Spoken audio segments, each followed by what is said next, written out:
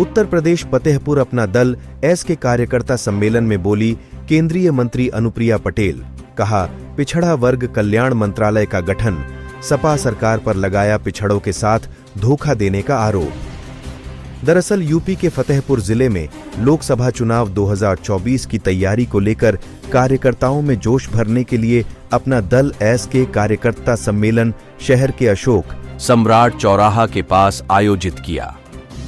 आयोजन में अपना दल एस के राष्ट्रीय अध्यक्ष अनुप्रिया पटेल ने सम्मेलन में आए कार्यकर्ताओं को संबोधित करते हुए कहा कि वर्तमान समय में उत्तर प्रदेश में अपना दल एस तीसरी नंबर की पार्टी बनकर उभरी है। उन्होंने कहा कि निचली अदालत से लेकर उच्च न्यायालय तक सभी वर्गों की भर्ती हो, इसके लिए अखिल भारतीय न्याय सेवा का गठन करने के लिए सरकार से मांग किया है। उन्होंने कहा कि अभी तक केंद्र सरकार में पिछड़ों के लिए कोई मंत्रालय नहीं है, इसलिए सरकार से मांग करते हैं कि पिछड़ा वर्ग कल्याण मंत्रालय बनाया जाए। साथ ही उन्होंने राहुल गांधी पर टिप्पणी करते हुए कहा कि राहुल जिन राज्यों में यात्रा लेकर जाते हैं वहां के नेता को जानकारी नहीं देते, इसलिए गठबंधन टूट रहा है। सपा पर टिप्पणी करते हुए कहा कि दलित पिछड़े शोषित वर्ग के नाम पर यूपी में कई बार सरकार बनाई, लेकिन काम एक वर्ग के लिए किया है। जब से सत्ता से बाहर हुए हैं तब से सत्ता में आने के लिए फिर से दलित ओबीसी की बात करना शुरू कर दी है।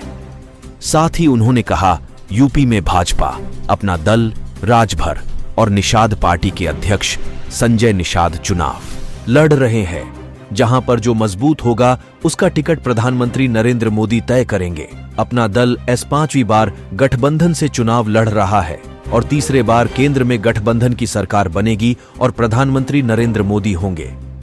सम्मेलन में राष्ट्रीय महासचिव के सिंह राम लखन प्रजापति दर्जा प्राप्त राज्य मंत्री प्रदेश अध्यक्ष राजकुमार पाल, 13 जिलों के विधायक डॉक्टर सुरभि, सरोज कुरील एडवोकेट, रश्मि आर्या, जय कुमार सिंह जैकी, अविनाश चंद्र द्विवेदी, जीत लाल पटेल, वाचस्पति, रामनिवास वर्मा, विजय वर्मा, डॉक्टर आर के पटेल, डॉक्टर सुनील पटेल, रिंकी कोल, शफीक अहमद अंसारी जिलाध्यक्ष, अनिल उमराव सहित हजारों की संख्या में नेता व कार्यकर्ता मौजूद रहे। केंद्रीय मंत्री राष्ट्रीय अध्यक्ष अनुप्रिया पटेल का जिले के सीमा से लेकर कार्यक्रम स्थल तक जोरदार स्वागत किया गया। देखिए द लखनऊ टाइम्स के लिए फतेहपुर से ब्यूरो मंडल रवि कश्यप की खास रिपोर्ट।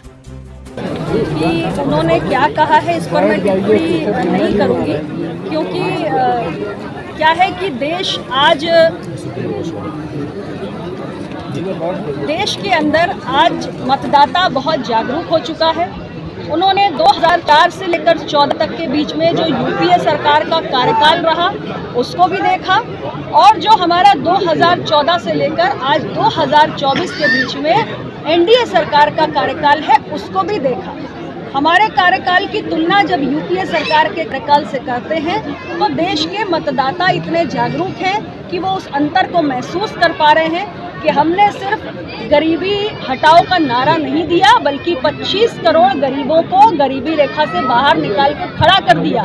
क्योंकि 10 वर्षों में गरीब का कल्याण हमारी सरकार की प्राथमिकता रही और लगातार एक के बाद एक ऐसी योजनाएं चलाई गई जिससे गरीब के जीवन में व्यापक स्तर पर सुधार हुआ। सामाजिक न्याय से जुड़े हुए ऐसे कई फैसले जो यूपीए सरकार की कार्यकाल में निरंतर बरसों तक लटके रहे, उन सारे मसलों का समाधान हमारी सरकार ने किया। और उसका एक बहुत बड़ा उदाहरण है जो ओबीसी आयोग के पास कॉन्स्टिट्यूशनल स्टेटस नहीं था, जो मांग यूपीए सरकार के कार्यकाल में भी उठती थी, लेकिन तब इन्हें याद नहीं आई, ना इन्होंने इसका समाधान किया। वो काम कॉन्स्टिट्यूशनल अमेंडमेंट लाके हमारी सरकार ने किया।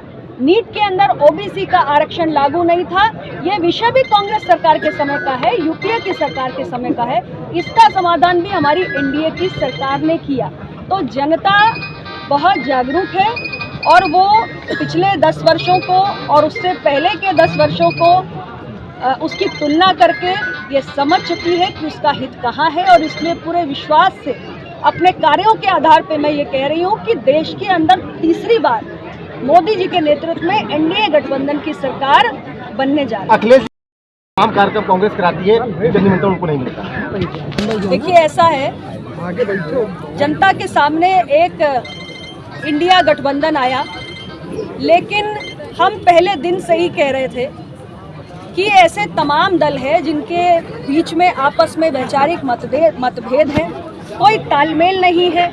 ये सभी सर्वाइवल के संकट के कारण एक साथ आए हैं और पहले दिन से लेकर लगातार इनकी जो बैठकें हुई वो सिर्फ एक फोटो अपॉर्चुनिटी ही थी। और आज भी आप देखिए कि एक एक करके सारे साथी छिटक रहे हैं, क्योंकि ना कोई स्पष्ट एजेंडा है, ना कोई रोड मैप है देश के विकास का। और इसीलिए एक पार्टी यात्रा लेके निकलती है तो दूसरी पार्टी को जानकारी नहीं होती है। ये अपने आप में स्पष्ट है कि कोई मन से गठबंधन कभी था ही नहीं और इसीलिए ये ताश के पत्तों की तरह चुनाव आने से पहले ही बिखर चुका है, जिसकी हमने तो डिक्लेरेशन पहले ही कर दी थी, क्योंकि हमें मालूम था कि ये कोई वैचारिक मेल मिलाप नहीं हुआ है।